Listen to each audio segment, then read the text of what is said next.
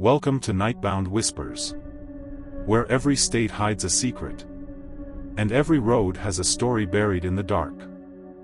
Tonight, we'll explore 3 chilling true stories of people who thought they were safe, who thought the wilderness was predictable, until they realized they were being watched, followed, and hunted by things that shouldn't exist. These aren't campfire tales. These are real experiences, drawn from those who dared to venture deep into the woods alone, and live to tell the story, barely. I wasn't alone after sundown. I didn't go into the woods looking for anything strange. That's the part that still bothers me. There was no curiosity, no thrill-seeking, no intention to test fear. I went because I needed to be alone, and the woods were the only place that ever gave me that. This was late October, a few years back, in the northern part of the state where the forests stretch for miles without interruption. No cell service. No cabins. No marked trails once you get far enough in. I'd hiked sections of it before, but this time I planned to go deeper than usual and camp overnight. I told exactly one person where I'd be going. I left a note in my car with a rough map and the date I expected to be back. Standard precautions. Nothing reckless. The hike-in took most of the afternoon. The deeper I went, the quieter everything became. Not peaceful quiet, empty quiet. The kind where even the birds seem hesitant to make noise. Leaves underfoot sounded louder than they should have. Every snapped twig echoed longer than expected. I found a small clearing just before sunset, far enough from the nearest stream to avoid animals, but close enough that I could hear running water in the distance. I set up my tent, started a small fire, cooked dinner. Everything felt normal. Familiar. Night came fast. The temperature dropped sharply after dark, and the forest changed character almost immediately. Shadows thickened between the trees. The firelight barely reached 10 feet out. Beyond that was just black. I remember noticing how little wildlife noise there was. No owls. No insects. No distant howls or rustling. It wasn't that things were quiet, it was that nothing was responding to my presence at all. Around 10, I put out the fire and crawled into the tent. I lay there listening to my own breathing, the faint sound of the stream, the occasional shift of fabric as the tent moved in the breeze. I don't know how long I'd been asleep when I woke up. No sound. No dream. Just instant awareness.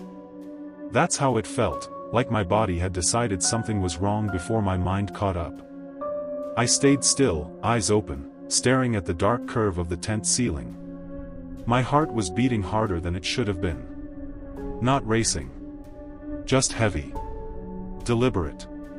Then I heard it. Footsteps. Not close. Not rushing. Slow, careful steps somewhere beyond the reach of the tent walls. Leaves compressing under weight. A pause. Then another step. I told myself it was an animal. Deer move quietly, but they still make noise. Bears are heavier, but they don't pace like that. This sounded measured. Intentional. I held my breath. The steps circled the clearing once. Wide. Like whoever, or whatever, it was wanted to see everything before coming closer. Then it stopped. Directly behind my tent. I could feel the presence more than hear it. The sense of weight near the fabric. The way the forest seemed to lean inward. I waited for the sound of breathing. A sniff. Anything. Nothing. Minutes passed. My legs started to cramp from staying still. My mouth felt dry. I reached slowly for my flashlight, keeping it off. That's when the pressure changed. Something leaned against the tent.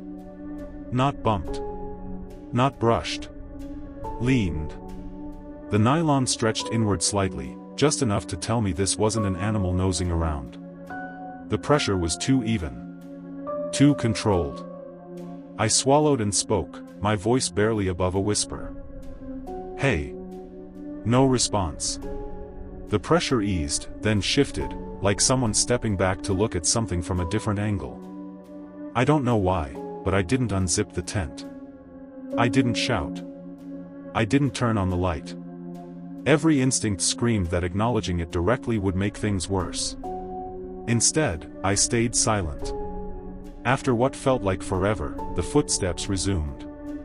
Moving away this time. Slow. Unhurried. Confident. I didn't sleep after that. I lay there until dawn, listening to every sound, replaying the sensation of that pressure against the tent wall. When the sky finally lightened, I packed up immediately. Didn't eat. Didn't stop to check the area. As I was strapping my pack on, I noticed something that made my stomach drop. There were footprints around the clearing. Bare footprints. No shoes. No boots. Just the clear outline of human feet pressed into the soft earth, circling my tent once before stopping directly behind where my head had been. They didn't lead away. They just ended. I didn't run. I didn't panic. I walked out of the woods as calmly as I could, and I never camped alone out there again. Because whatever was in those woods didn't want to scare me away. It wanted me to know it had been there. Something followed my firelight. I grew up in a family where spending time in the woods wasn't a hobby, it was routine. Hunting seasons, weekend treks, overnight camps with minimal gear. Being alone outside never scared me. If anything, it made me calmer. The woods were predictable if you respected them. That's why, when I decided to do a solo overnight hike in early spring, I didn't think twice. This happened in a heavily wooded region far from towns or maintained campgrounds. No cabins. No trail markers after the first few miles. The kind of place where people go specifically because no one else does. I planned a simple trip. Hike in, set camp before sunset, leave early the next morning. I carried light, a pack, a tarp shelter, food, a headlamp, and a small fire kit. No firearms, no satellite phone. I didn't think I needed them. The hike in was uneventful. The trail faded exactly where I expected it to. From there, I navigated by terrain memory and instinct. By late afternoon, I found a natural bowl between trees, protected from wind, with clear sightlines in 3 directions. It felt safe. I set up camp and built a small fire as the sun dipped low. Not a big one, just enough to cook and keep the dark from pressing in too fast. That's when I noticed the smell. It wasn't smoke. Not damp leaves or pine sap. It was faint but distinct, something sour and organic, like sweat soaked into old fabric. It came and went depending on how the air shifted. I told myself it was an animal carcass somewhere nearby. These forests had plenty of them. As night settled, the forest noises thinned out. Frogs stopped. Birds quieted. Even insects seemed less active than they should have been. The fire became the only thing moving. I sat with my back to a tree, watching the flames, listening. That's when I realized something unsettling. The darkness beyond the firelight didn't feel empty. It felt occupied. Not in a dramatic way. No sounds. No movement. Just the sense that the darkness wasn't neutral anymore. That it had edges. I shifted my position slightly, letting the firelight spread wider. That's when the smell came back. Stronger now. I stood up slowly and turned in a slow circle, scanning the trees. Nothing moved. No eyes.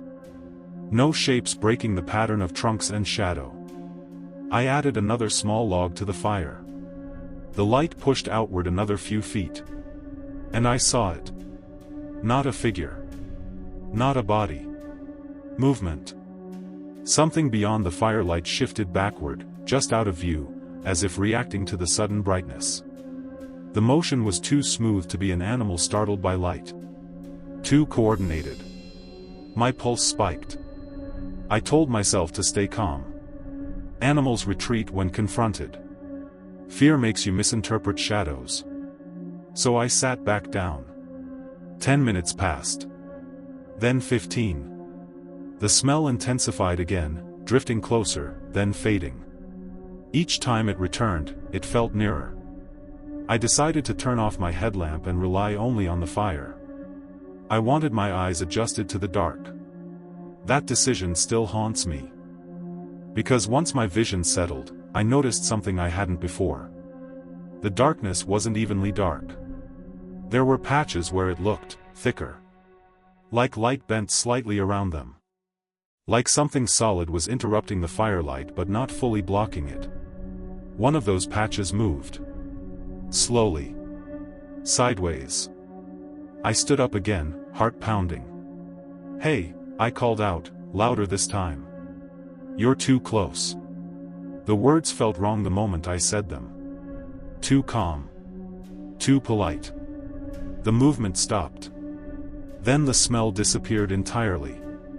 The forest went dead quiet. No wind. No distant water. Nothing. I realized then that whatever this was, it wasn't reacting like an animal. It wasn't startled. It wasn't aggressive. It was observing. I backed closer to the fire, keeping my eyes locked on the spot where I'd seen the movement. I added more wood, making the flames jump higher. Sparks shot upward, briefly illuminating the trees. For a split second, I saw a silhouette. Not clear. Not detailed. But tall. And wrong in its proportions. The shoulders were too narrow. The head tilted at an angle that didn't make sense. Then the fire settled, and it was gone. I didn't sleep that night. I kept the fire going until dawn, feeding it constantly, watching the darkness for movement. Twice more, I saw the firelight bend as something shifted just beyond reach. Each time, it stayed just far enough away to remain unseen. At one point, I thought I heard breathing. Not loud. Not close. Just present. When the sky finally lightened, the pressure lifted instantly. The smell vanished. The forest sounds returned all at once, as if someone had flipped a switch. I packed up fast. As I left the clearing, I noticed something that made my skin crawl. The ground around my camp was disturbed, not trampled, not torn up. Just compressed in long, shallow impressions. Like something had been standing there for hours without moving. Watching. I didn't hike back the same way I came in. I stayed in open terrain as much as possible, even if it added hours to the trip. I've been back to forests since then. Many times. But I never camp alone anymore. Because animals don't wait patiently in the dark. And they don't follow the edges of firelight.